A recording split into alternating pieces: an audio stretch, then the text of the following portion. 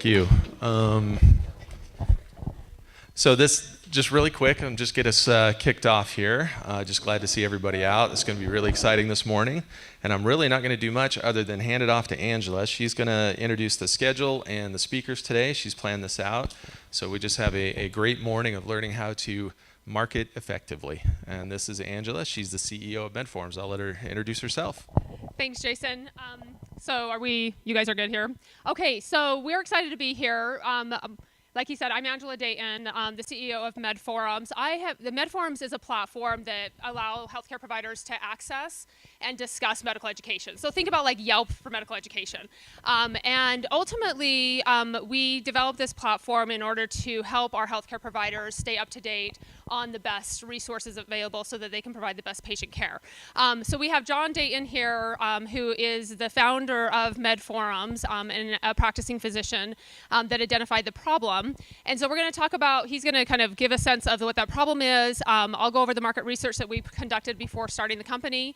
We'll hand it off to Eric, who's going to go over a wow factor, which is understanding your target audience and those pain points so that you can market effectively. And then Angela Brooks will talk about that effective executive marketing, establishing that foundation for the companies. Angela was involved with Christian Mingle and Ancestry when they first began and built them up to a critical mass. So her expertise are very valuable. And then afterwards, we'll spend about 15 minutes in Q&A. So we'll go from there. Hey guys, good morning. Just to give you an idea about the pain point we're trying to address. As a physician, I have to have some education that I do on an annual basis. The goal is to stay credentialed at the hospital, to stay current with my specialty society, and of course to make sure I know what I'm doing when I'm practicing. The problem with that, though, is it's very expensive in a couple different ways. Most courses are a couple grand, but on top of that, those are opportunity costs as well, where you're away from your family, you're away from your business when you're doing that education. And so after going to some conferences that were all right and going to some that were great, I realized there was no way for physicians to talk to each other and let folks know, hey, this is really a great one, you should hit this one up, versus, hey, this one you may pass on. Right now in the medical education space, ratings are just done kind of according to paper flyers you get in the mail.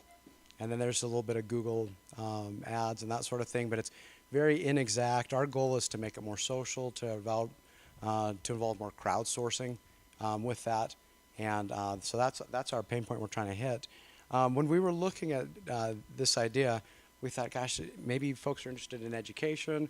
People are also interested in different employment opportunities.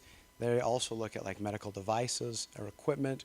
And so we went to a National Emergency Medicine Conference to say, what are people in? If we build a platform and you guys could talk about this, would you read it? Would you leave ratings? That sort of thing.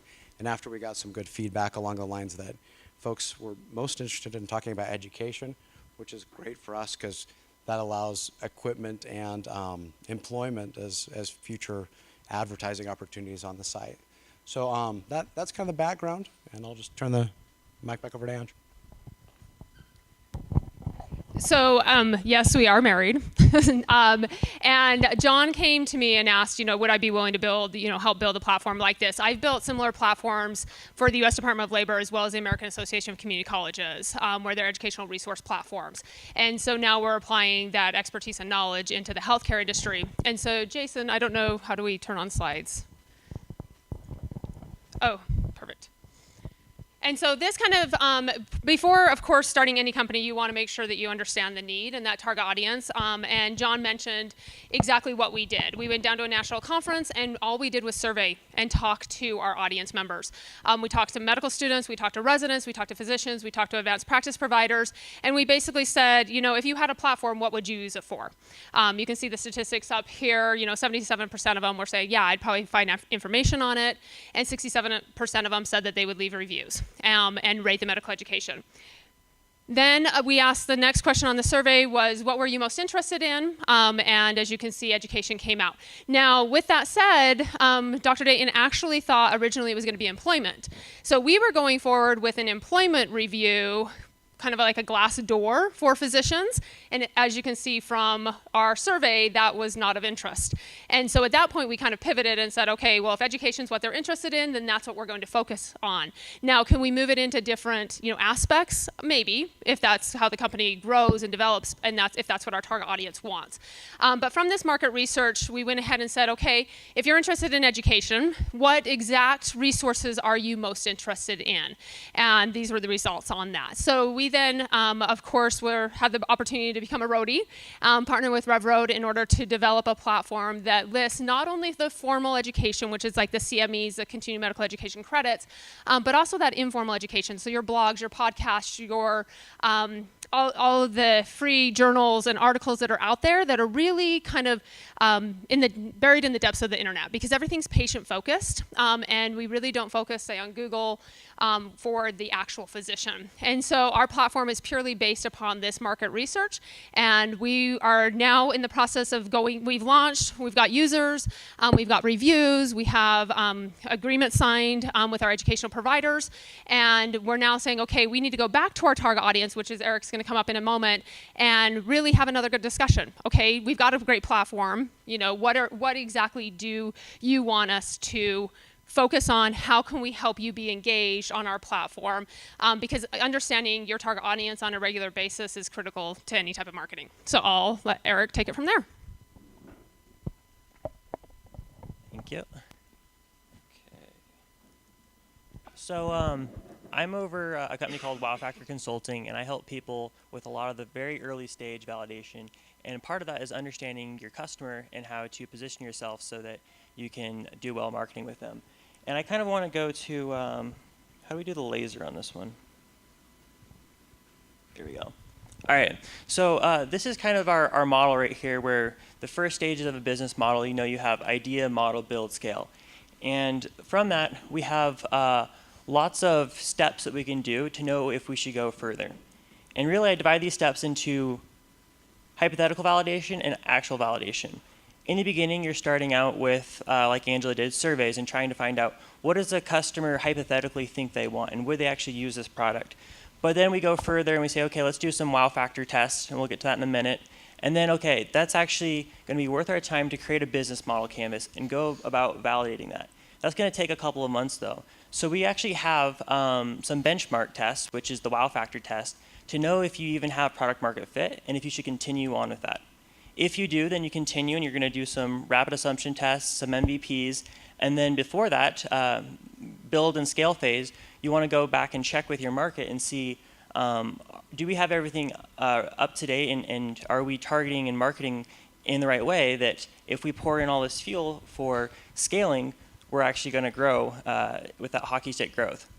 So we actually have two really good tests. One is a go-to-market test, and Angela's about right there, where you're trying to measure, are your new customers coming from word of mouth or are they coming from promotional activities? And you have to have more customers coming through word of mouth than promotional activities in order to get the hockey stick growth. It's not mathematically possible to get hockey stick growth unless you have that ratio right. So what we can actually do is use the wow factor test. And the wow factor test is a test where we're rating your business on a scale of 1 to 10 based off of your target audience. And one of the questions we ask is, on a scale of 1 to 10, what's the wow factor for this business? 1 being, it's kind of boring, and 10 being, wow, that's amazing. Here's my credit card. I'll buy that right now. And the reason this is important is because we actually have tested this over hundreds of businesses, and we've got this scale where if you have under 5, then you don't have product market fit. So you either need to change your product or change your market. If you have over 7.5, then you have product market fit. So that's where you should go forward and move on with business validation and onto the business model canvas. But a lot of people, they're in that 5 to 7.5 range. And so what we do is we use some tactics to identify who is your target audience and how can we actually boost your product market fit. So one of the ways we do this is we do focus groups and surveys. Now, focus groups and surveys can be the biggest waste of time and money if they're not done right. What originally this started out with is Gary Rhodes invented the wow factor focus group, which takes the 6-hat theory for getting really good focus groups that don't have groupthink or group shift. And so essentially what we're doing and what we're going to be doing with Angela is we're going to take her customers and we're going to bring them to a room around a table, and she's going to present the product to it. They've already actually used the product. So then we're going to ask them on a scale of 1 to 10, what's the wow factor? And the reason this is important is I'm going to actually rearrange the people in this room around the table according to wow factor. And what we're going to get now is your love group, your swing group, and your hate group. And that's really important because I'm sure that everybody here has interviewed or surveyed their customers, and they get a million different answers on what they should do and what they should change. And who do you listen to? It's really difficult. But when you're able to attach what their wow factor is, you're actually saying, for you, how much of a product market fit does this have? And the funny thing is that it ends up being that this hate group here, they're the most vocal. They'll tell you all the things that you need to be changing about your business, and they have almost a passion and a drive to it. But they're not your customer. And if you listen to them, you're actually going to go in the wrong direction. And even if you built what they want you to build, they're never going to use it. Another thing is that we have the love group here. And we want to, in this focus group, we have 6 hats. So in each hat, we're going to be thinking of a different aspect of your business. So everyone literally wears a hat, and it's going to be a certain color. And one of the questions we're going to ask is, okay, this is the black hat.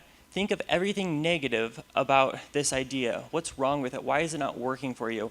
For Angela, it'll be, why are you not leaving reviews on our website? And we're going to have everybody write down their answer first before they discuss it. And then we're going to go around from the most negative over to the most positive. And we're going to find out, why does this, what's wrong with this? And then the next hat, we're going to go, okay, what's everything that's positive about this? Why do you love it? Why are you using their product? And from that, we can find out what your value proposition is. Because we're going to try to sell to the swing group through the eyes of the love group.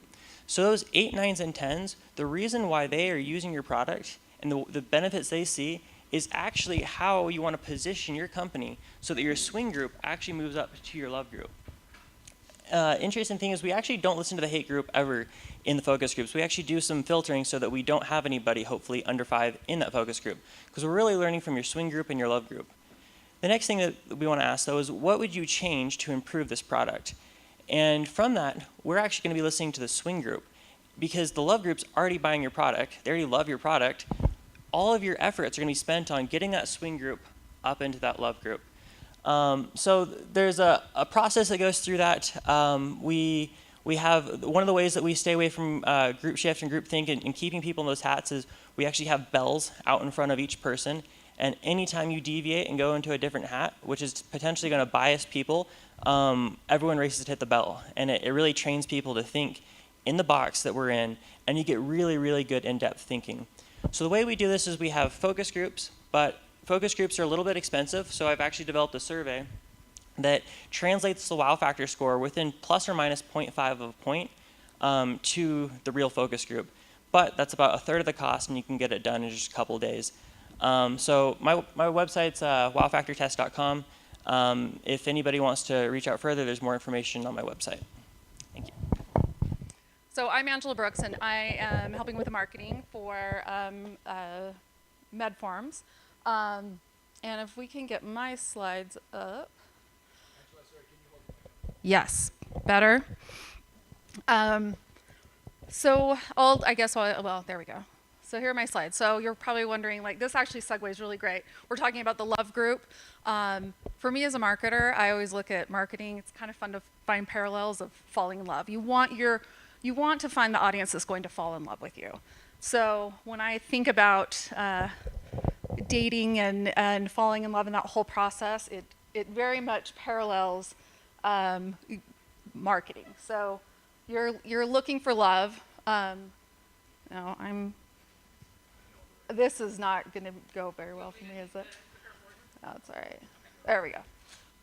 So first of all, what you want to do is start with your business objectives, right? You want to start with your objectives. Are my objectives just to find somebody to go golfing with on Saturday? Or do I want the white picket fence, the 2 kids, and the dog in the house?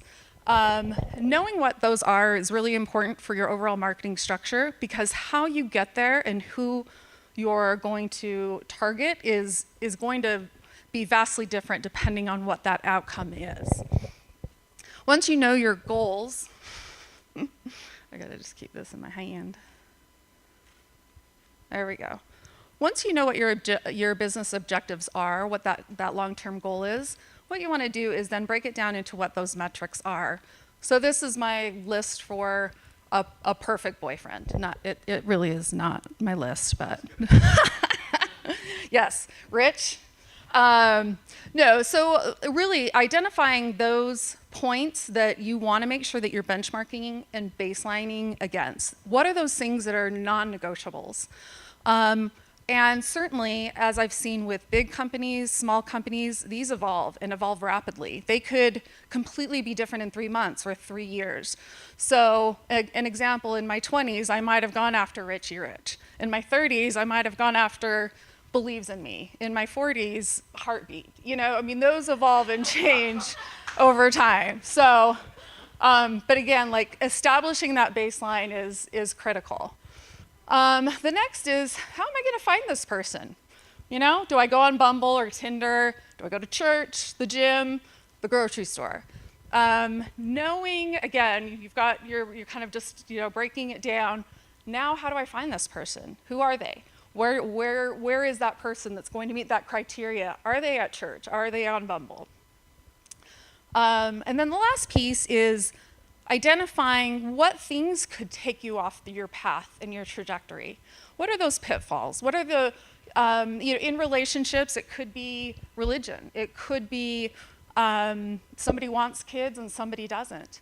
Or not spending enough quality time. That is a dependency on making a good relationship. So really identifying that and knowing how to avoid it or pivot from it. So that kind of goes into the overall, how I develop an overall marketing framework for marketing strategy. The business objectives, the marketing goals, the marketing strategy plan, and then again, you know, understanding what the dependencies and those risks are. Sorry, I'm gonna grab some water. I'm gonna lose my voice. I'll dive in a little bit deeper, and I will caveat there's marketing acronyms and words and stuff, and if there's anything that you guys want to know about, please let me know. It's more for illustration purposes. So this is the mission statement that I actually did for Medforums. It's that bigger picture of what it is that your overall mission is. So it's not that goal of getting people on a website. It is for Medforums, improving knowledge and competency of physicians to provide better patient care. Sorry. So once you kind of have that overall mission statement, then what you want to do is break down your business objectives into, again, some type of time frames. I did this, and these are not real numbers, by the way. Did this a year 1, a year 3, a year 5. Again, the more clear you are on your goals and what you want, the better you can get at it, the more effective your marketing is going to be. So let's say year 1, I've got to get seed funding. What are the things that I need to do to get seed funding? Do I need to launch and expand my paid media? Create awareness with investors? Launch social networks? So again, just breaking everything down into micro goals will again make you more effective. And then every year, what is your goal? Year 5, maybe you're like, we're going to IPO, and this is how we're going to get there. And then key is always to know your assumptions. This kind of will play into the dependencies and the risks a little bit later, but knowing what your assumptions are that are going into your model. I'm assuming the site's going to have a 15% conversion rate. I'm assuming we're going to see 20% growth year over year. Again, knowing that will really help you strategize your marketing plan. This is just a lot of metrics, so don't get too caught up in what these are. But this is my wish list of my husband, right? This is he rich? Does he check these boxes? These again can be super broad for companies or super narrow. For an app, maybe it is downloads and active users, and those are the only 2 metrics that you're going to measure. But be clear about what those are and benchmark against them. social publicity. I mean, there's so many different marketing metrics to measure, but make sure you pick the ones that are critical to the business objectives. You can measure all of them, but what matters to your goals? What matters to getting seed funding? What matters to hitting a revenue goal? And make sure that you're laser focused on those metrics, benchmarking and then increasing them with your tactics. For your marketing strategy, again, I'm kind of just like thinking about this as a funnel. Once you know what those metrics are, again, if I go back to an app, I'm an app, and the only thing that matters to me is that I have new users and they're active. So one thing I'm going to focus on is an app. Does my app work? Is it effective? Is it effective at getting people to sign up? And are there tools that allow somebody to engage? So there'd be some engagement strategies as well as optimization strategies. And then PR would be a strategy that you would employ if you're really looking to drum up business from investors or get that awareness out there in the marketplace. I'm gonna go back to my dating analogy for a minute. Once you do understand those strategies, understanding your target market is also critical, so you understand exactly who it is that you're marketing to. I know everybody putting together a plan focuses on their TAM. What's that target addressable market? So for me, single men, right? Just looking for single men. But the more you understand about that target audience, the better you are at finding the places to reach them and the message that you're going to reach them with. So this is a friend of mine, so I felt like it was okay to use his picture. Not a date, but an actual Bumble profile nonetheless. So once I understand my product is for all single men, then I want to really, again, break it down. Single men between certain ages. What's that demographic? Is it moms that are, only have one kid? Is it a mom that has kids that have left for college and they're empty nesters? Are they employed? Understanding, then you go into your audience segmentation, which look at more those psychographics, the beliefs, their values. Do they value education? Do they value wealth? Do they travel? Again, the more information you know, the better. And I will say, this is definitely, again, like an evolving circle. You start with a wide pass of saying single men, right? Once you start to bring your audience in, you might find that you have a group that loves golf. Awesome. The more you data mine and understand that, then you can find those messages in those areas to go market to them. We good so far? I feel like I'm just talking a lot. This is just a graphical representation of what I was just talking about. The research and the data mining is really, really a constant, because as companies evolve, you want to make sure that you're bringing in more of that high lifetime value customer. Then we're going to go into the marketing plan. This is, sorry, I'm just going to catch up with my notes here. This is a lot, but I'll kind of break it down really simply. Let's pretend I sell shoes. I'm not Nike. So when I think about what I want to do from a marketing perspective in my plan, I need to make sure that people know that I sell shoes. They know that I sell certain types of shoes, men's shoes, women's shoes, athletic shoes, whatever it is, sandals, wedges, that I'm the lowest price out there, that I have the biggest variety of color. Once you create all of those pieces, again, this can happen in a split second. Once you have your customer, perfect, they're in, they found the shoes they wanted at the lowest cost, you want to make sure that then you have some type of an engagement strategy. You've spent money to get that first customer. How do you keep them? How do you increase their value? How do you get them to purchase again? With the engagement side in this commerce model, it could be as simple as one email. Hey, thanks for your purchase. People who bought those shoes also loved these shoes and socks. Really showing your value, and that's how you end up creating your brand advocates, the people who love you, love your brand, that are gonna come back, purchase more, but actually evangelize your brand. So again, it's a lot to think about because there really are tactics and channels for every single point on that graph, but it doesn't, starting out with a new business, it doesn't have to be that complicated. It could be literally an ad and an email.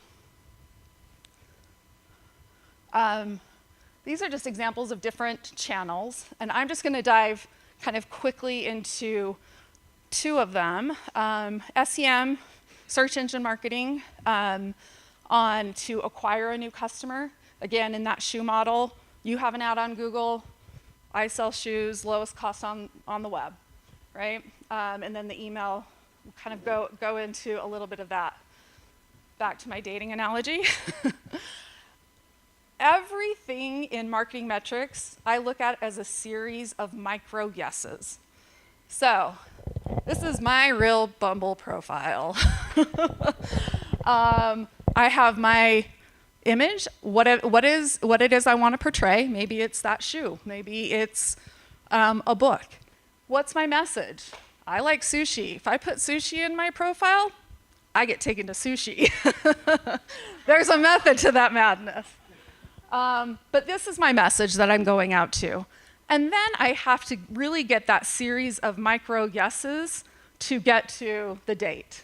So I have to swipe right on so many people to get to a text to actually get to the date. And every part in that funnel is a tactic and something that should be thought about strategically. So going back to this funnel, email I think is one. I'll just kind of focus there for a minute. Subject line, having done a lot of email in the past, subject line is something that is always an afterthought. It's usually like, oh shoot, we forgot it, we're sending out. The non-copywriter marketer ends up writing it.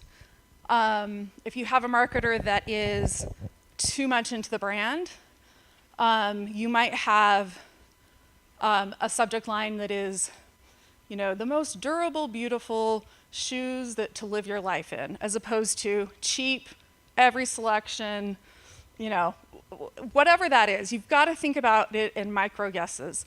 In that subject line, the only goal is to get them to open the email. That's it. If you get too caught up in making your subject line be part of your branding or part of the bigger picture, you're going to lose that yes. You lose them up there, they're done. Once you get them in the email, what does that message portray? Again, it's not about portraying all of the information. It's just enough to get them to get that yes. That yes is the click. Once they open the email, in 5 seconds, do they know what that email is? Why it benefits them? Perfect, click.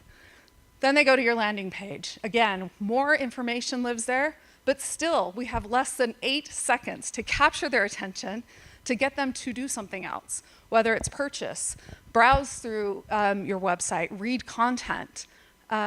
You've got literally seconds in each of these sections of the funnel to get that yes.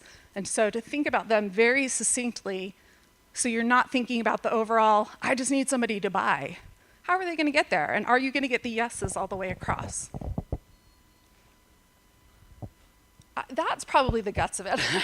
I have more, but I think that kind of from a high level, those are some of the things I want to cover. There's a lot of testing and analysis and all of that good stuff later, but I think from understanding your overall big picture, knowing what your goals are, and then breaking it down. And again, it doesn't have to be complicated. Maybe today it's like, I just am going to do Google, and Google's going to work for me. And then be really specific about what those metrics are and how you're going to get those people in the door and benchmark against it. So that is all I have. So do you want to do questions? Okay. I'll let you come up. I'm like, I was going to say, so a couple of things that we've done at Medforums that has really increased our users as well as awareness of our site is we've actually partnered with educational producers. So they're really our clients that are on our site. And ultimately what they're doing is they're adding like an iframe code that really uploads their latest and highest review onto their site. So for instance, if they go to, it's kind of think about TripAdvisor, right? Anytime you go to book a hotel, you see the TripAdvisor star rating, and you click on it and you read more reviews. We're doing the same thing. And we just implemented that actually last month. We had over 35,000 visits to the site from one website. He has about 2 million users per year that comes to his site. He put our iframe code on there. People are reading the reviews, coming to our site and looking at our site. Now, what we realized from that, is we weren't converting. Right? So yeah, we got 35,000 unique visitors to our site. However, what was our conversion rate? And it was really, really, really, really low. So we had a team meeting and we said, okay, that was an incredible, analytics that we saw. Now, what do we need to do on our site in order to get that next yes? So now we're going to have another pop-up that comes, hey, leave a review for this particular educational provider.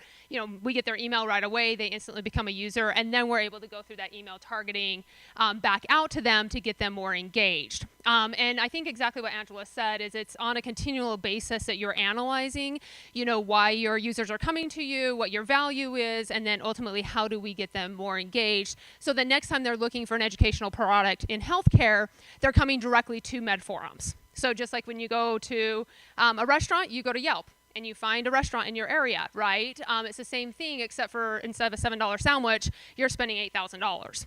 And so ultimately our process is gathering these users so that we can retarget them, basically become that well-known educational marketplace platform for them to find their informal and formal training. And then as they come to us, click through us, there's a commission fee that comes from our educational providers.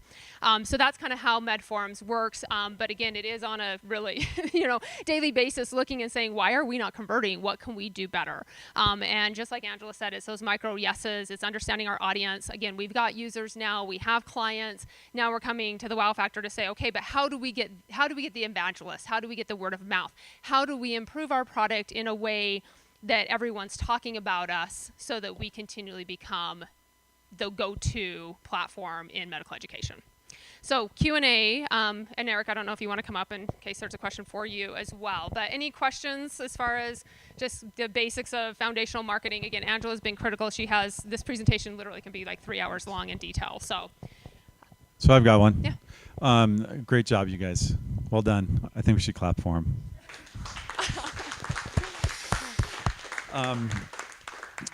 Really appreciated each one of the detailed levels of input that each of you added to that. One of the things that I've been impressed with is you've got a mighty team, but it's small. And you've done an incredible job of being able to accumulate and basically get your customers and partners really to populate your site with content, right? Can you talk about that process? Because there are other small teams here. Yeah. Right? And kind of how you had that vision for borrowing their work and putting it to work for you. Yeah. So I think number one, in any capacity, I think everything's about relationships. And so, yes, there is a point where they will pay us, but the process is a long coming. As Darren knows, we've been working these relationships. We have conversations with them. We showcase how we are a benefit to them, and it's a kind of a constant reaching out, like, hey, we just had 35,000 visitors. Like, it's time to make sure that your team's on this. Like, you have your online marketing team. So I would say the number one is reaching out to the right person and or finding out who that right person is within our, our clients. And then getting buy-in actually at the executive level has been really beneficial. So one of the companies is one of the largest educational producer companies.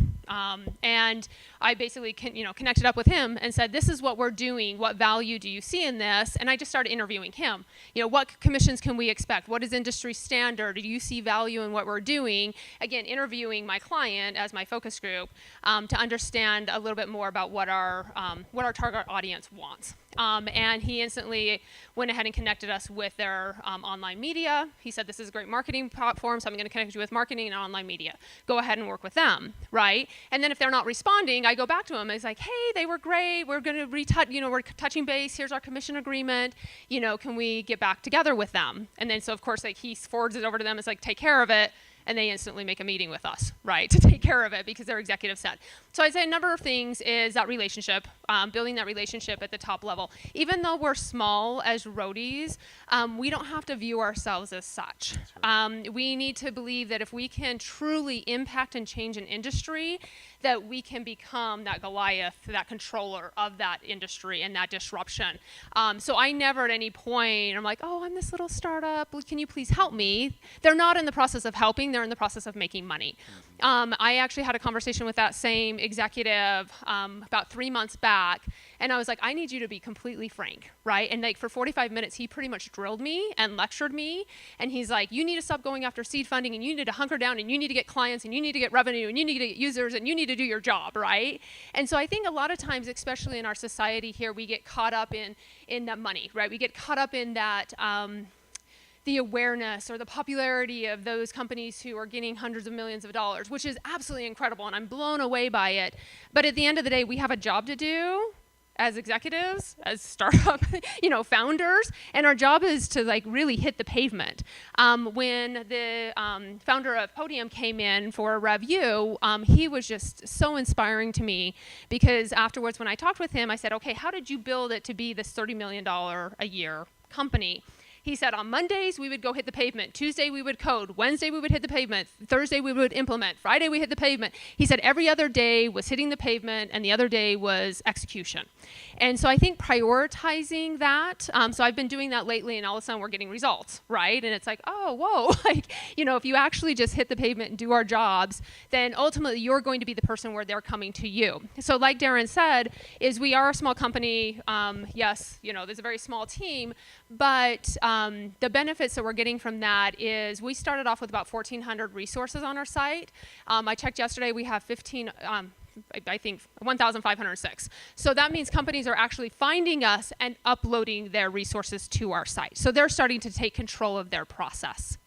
And it's because we're starting to become well known. And that's the process we've taken, is building the relationship, continually following up with them. Even we are socializing the idea right now, and so even that metrics that we got in April, I sent out to everyone we've talked to. Say, hey, by the way, this is our numbers, this is what we're hitting, just so they're constantly aware. Our founder, Dr. Dayton, had a 4-page article come out of him on AI Med, right? There was a little bit of Medforums, not a ton, but it was about him. So we socialized that. I sent that out to everyone that we've been socializing the concept with, as well as all of our clients. Like, hey, by the way, we're starting to get interviews internationally. We have a newsletter that just came out that's going to be, put up on our social media now. I have to say, one of the things we haven't been great at was social media. And now that, again, RevRoad has kindly offered their interns for that. We're excited to kind of see that process because a lot of our users, and like Angela said, it's about finding out where they live, and we're finding out that they're living on Twitter, that they're living, this is where they're finding information, this is where they're finding resources, so we need to be there too. And we need to be the one actually presenting those resources to them, so instead of going to our clients, they're coming directly to us, then ultimately we push them to our clients and receive revenue from that. So, is that...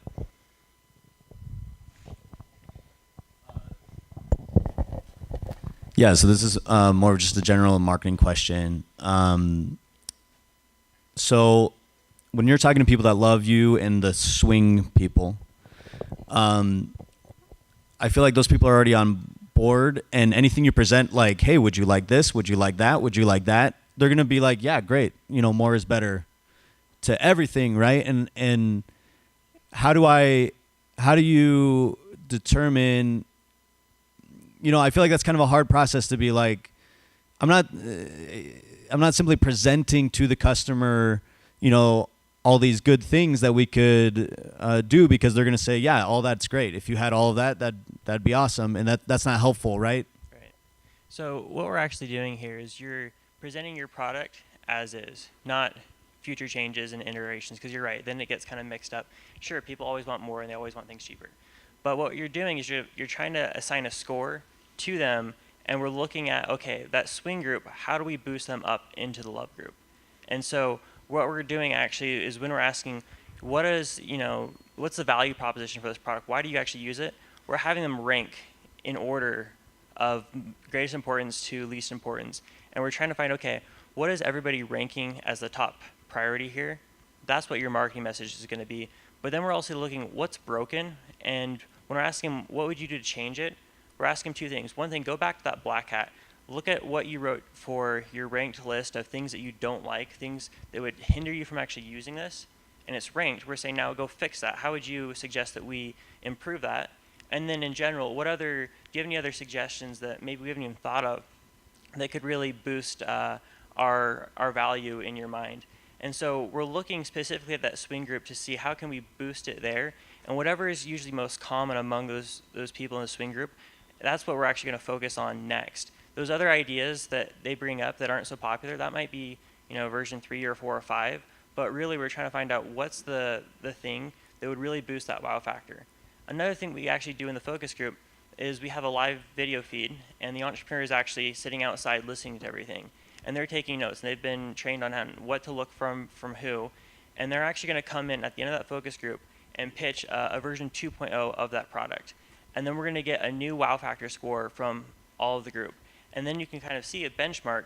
Did it improve from the beginning to the end? And if so, then you know that those features that you suggested implementing at the end actually did help. And that's now what you're going to take into the next focus group. Okay. Thank you. And I was going to say, I think that's part of the process too, is constantly having even informal conversations. I went out to breakfast with a executive who's had 4 IPO exits, and he's just an incredible salesman. And so I was asking him, I was like, how do you do this? What do you do? He's like, honestly, I go in and instead of selling my product, I listen to what their needs are, and then I instantly customize my presentation according to their needs.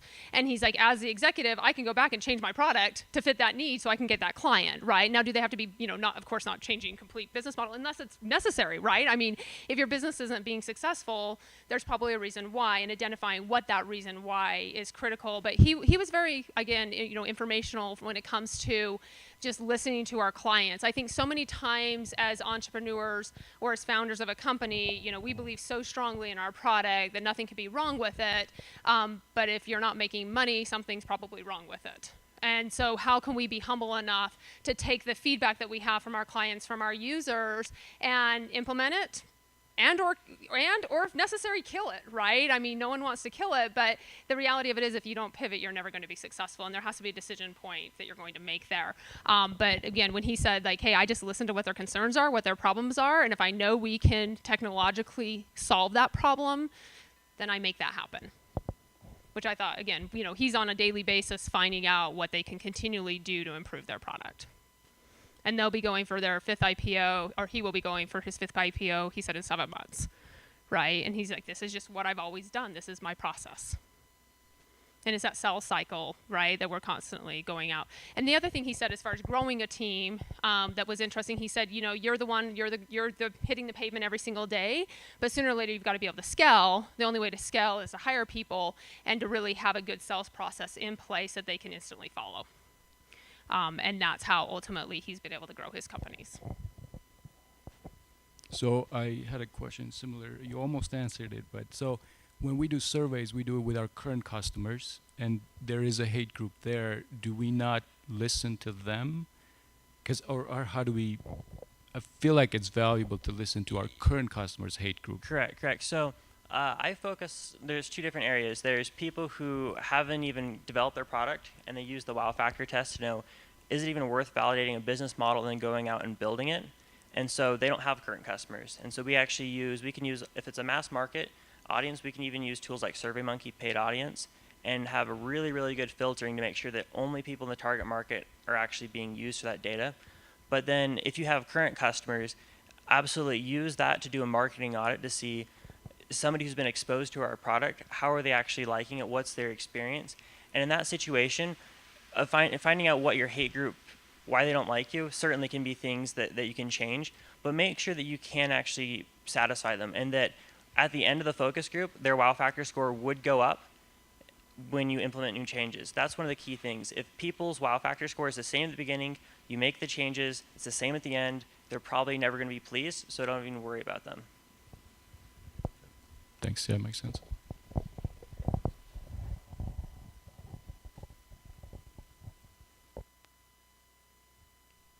other questions? Okay. No.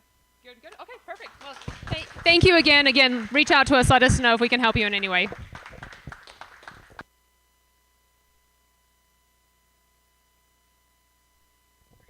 Thanks. Hey, we want to appreciate everything that you shared.